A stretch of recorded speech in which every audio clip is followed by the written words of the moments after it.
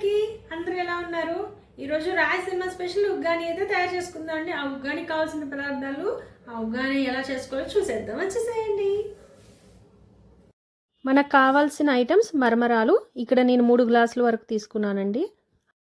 కావాల్సిన పదార్థాలు పప్పుల పొడి అండి. దీనికి స్పెషల్ ఫస్ట్ ఆ పప్పుల పొడి ఎలా చేసుకోవాలో నేను నెక్స్ట్ వీడియోలో చెప్తాను. పసుపు, ఉప్పు, కారం, చిన్న సైజు ఆనియను, అలాగే కరివేపాకు రెబ్బ, టమాటా ఒకటి, పచ్చిమిర్చి కట్ చేసుకొని ఇవన్నీ కూడా సన్నగా చాప్ చేసుకోవాలి.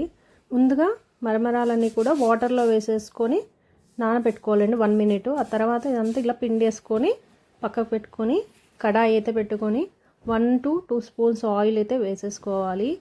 ఆయిల్ కొంచెం హీట్ ఎక్కిన తర్వాత మనం పోపు గింజలు అయితే వేసేసుకుందాం. ఎండుమిరపకాయలు,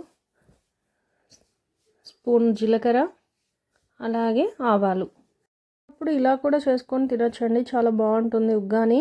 బ్రేక్ఫాస్ట్ ఆర్ స్నాక్ కింద కూడా మనం చేసుకోవచ్చు. పోపు దినుసులు అయితే వేగాయి. మనం ఇప్పుడు దీంట్లోకి చోపడు ఆనియన్ అయితే యాడ్ చేసుకుందాం. ఈ ఆనియన్ 1 to 2 మినిట్స్ కొంచెం అలా వేయించుకోవాలి. కొద్దిగా పసుపు, అలాగే కొంచెం కారం, ఉప్పు అంతా యాడ్ చేసుకొని టమాటా కూడా యాడ్ చేసుకోవాలి.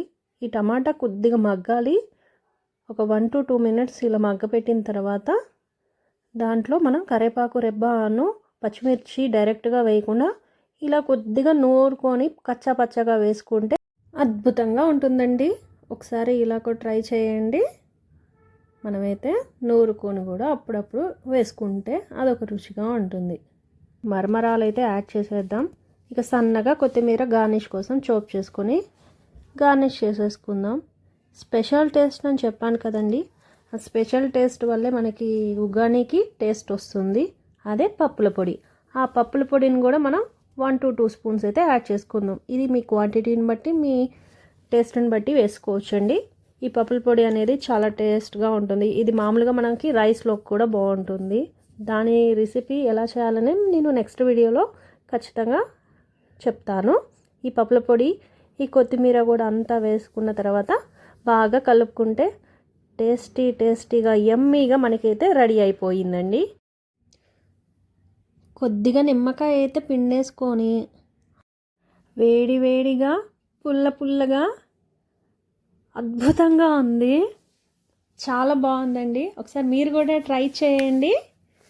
నా వీడియోస్ నచ్చితే లైక్ చేయండి. సరే అండి, మరి నా రెసిపీ కనుక నచ్చితే please like, share and subscribe my channel అండి. మరొక మంచి రెసిపీతో మరొక కొత్త వీడియోలో మళ్ళీ కలుసుకుందాం. Thank you.